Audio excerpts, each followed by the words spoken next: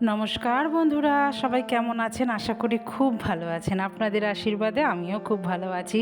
কাকলির আর একটি নতুন ব্লগে আপনাদের স্বাগত জানাই। আজকে রান্নাবান্নার ভিডিও আপনাদের দেখাচ্ছি না। আজকে মা মেয়েতে মিলে বসে পেন্টিং করতে বসেছি। অনেক দিন ধরেই আমি করি না, বহু বছর ধরে আমি আর পেন্টিং করি না। তো আজকে ইচ্ছা করলো ঘর সাজাতে। আমি তো খুব ভালোই বাসি, আপনারা তো জানেন যারা আমার ভিডিও দেখেন। তো কি দিয়ে ঘর সাজাই? অনেক দামি দামি জিনিস দিয়ে যে ঘর সাজাতে হবে তার কোনো মানে না। হ্যাঁ, যাদের আছে তারা তো দামি দামি জিনিস দিয়ে ঘর সাজাতেই পারেন। আমি কি দিয়ে সাজাই সেটা তো আপনাদের আর কিছু বলার নেই। আপনারা তো দেখেন আমি ছোট্ট খাট্ট জিনিস দিয়ে আমি ঘর সাজাই।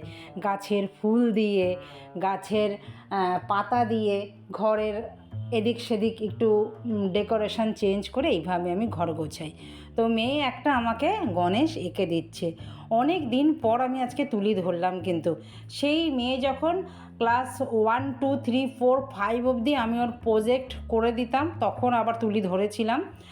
বিয়ের অনেক দিন আগে ছোট থেকেই আমি আঁকা শিখতাম, তখন আমি তুলে ধরেছিলাম। তারপরে আবার অনেক দিন বন্ধ ছিল, তারপরে আবার ধরেছিলাম, তারপরে আবার বন্ধ হয়ে গেছে।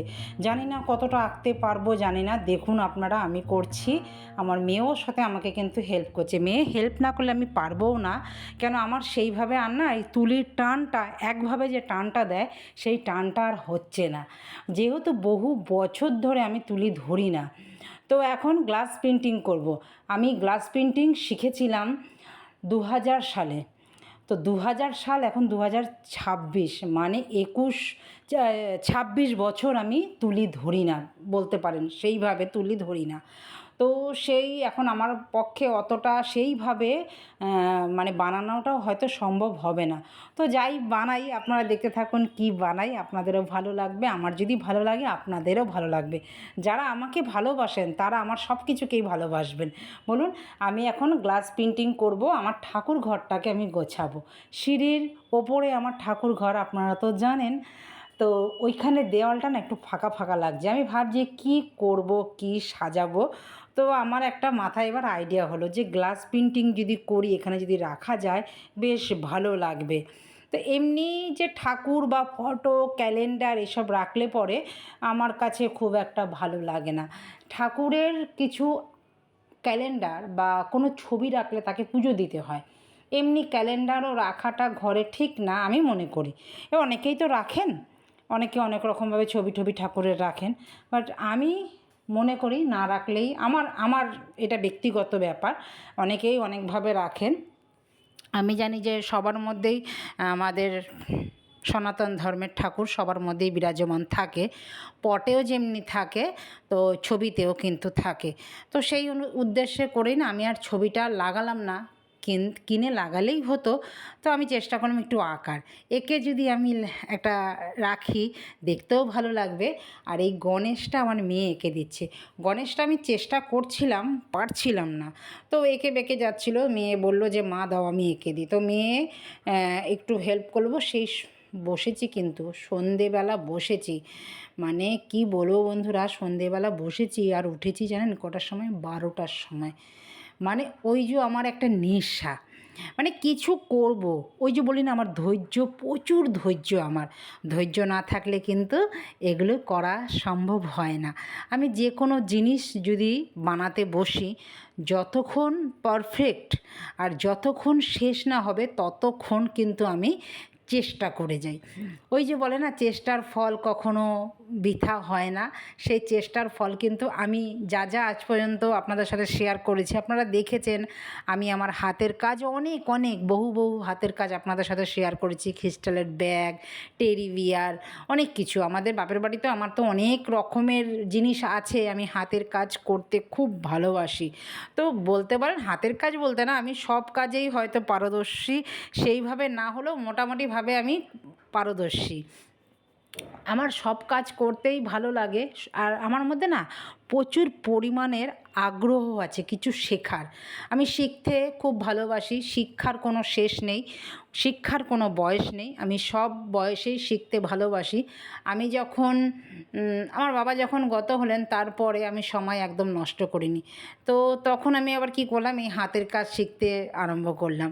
আমি না কোনো সময় দেখবেন আমি বসে থাকতে পারি না, একটা না একটা নিয়ে আমি থাকি সব সময়। তাতে কি মাইন্ড ফ্রেশ রাখে। এই যে পেন্টিংটা দেখছেন এইটা আমি কিন্তু কতদিন আগে মেয়ে এঁকে দিয়েছে, আমি ঠিকঠাক করে এটাকে রং কালার করে দিয়েছিলাম। এই পেন্টিংটাও আমি লাগাবো, তো মেয়ের একটা স্মৃতি হিসাবে থাকবে। আর একটা আমার কৃষ্ণকে আমি এঁকেছি, দেখুন তো কেমন হয়েছে। যতটুক পেরেছি এটা সম্ভব ইউটিউব থেকে দেখেই আমি করেছি, তো সেইভাবে এখন তো আর সেই এটা নেই আর যে একদম না দেখে বানাও, আমি দেখেই এটা করলাম। কেমন হলো সেটাও কিন্তু জানাবেন। আর এটা লাগাবো, চলুন দেখুন। এখনও আপাতত আমার এই দুটো কমপ্লিট হয়ে গেল। আপনাদের কেমন লাগলো? আমার কাছে কিন্তু বেশ ভালো লেগেছে। আপনাদের কাছে কেমন লেগেছে সেটাও কিন্তু জানাবেন। এবার চলুন লাগাই। আমার তো আবার তর্স হয় না, যতক্ষণে জিনিস বানাবো একটা ঠিকঠাক জায়গা পজিশন না হলে না আমার জানি কেমন লাগে।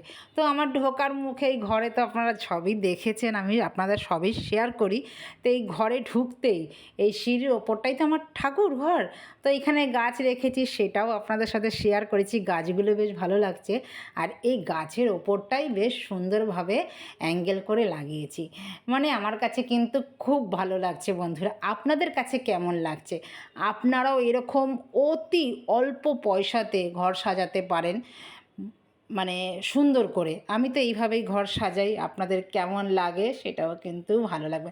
আপনারা সাড়া দেন, আমি জানি আমার পাশে আছেন, না হলে আমি এত দূর হয়তো এগোতে পারতাম না।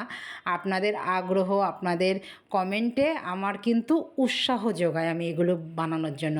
আর মেয়ের এখন তো ছুটি, সময়ও সেইভাবে পাস করতে পারছে না, এখন কোনো না বাধা বিঘ্ন নেই। একটা সকালবেলা উঠে আগে চিন্তা থাকতো যে আমি আগে এখন মেয়ের টিফিন দেবো, খাবার দেবো, দাদার ভাত দেবো, এই সব একটা চিন্তা থাকতো। এখন তো সেরকম নেই, যখন খুশি উঠছি, যখন খুশি ঘুমাচ্ছি। আবার যখন মেয়ের স্কুল শুরু হয়ে যাবে তখন আবার ডেলি রুটিনের জীবন শুরু হয়ে যাবে। আমার মনে হয় না ওই জীবনটাই ভালো ছিল। হ্যাঁ, আবার এখন এরকম যে হয়ে গেছে, আবার যখন স্কুল চালু হয় না মনে হয় যে না বাবা একটু ছুটি ছাটা হলেই বুঝি ভালো হতো, জানেন। চলুন দেখুন, একটু জানলার দিকে তাকিয়েছি, দেখছি দেখুন ছেলেরা সব পুকুরে নাইতে নেমেছে, আর এখানে কলা গাছ কেটে রেখেছে, এখান থেকে কলা নেবে বলে। তো এইগুলো তো থাকে, এগুলো ছোটোবেলায় আমরাও করেছি অনেক। তো চলুন ভিডিওটা আমি এখানে রাখছি, তো দেখা হচ্ছে আবার নতুন একটি ব্লগে নতুন কিছু নিয়ে। তো সবাই ভালো থাকবেন, সুস্থ থাকবেন। আর ভিডিওটা যদি কোথাও ভালো লেগে থাকে লাইক কমেন্ট শেয়ার করে চ্যানেলটিকে সাবস্ক্রাইব করে আমার পাশে থাকার অনুরোধ রইল। দেখা হচ্ছে আবার নতুন একটি ব্লগে। নমস্কার, টাটা।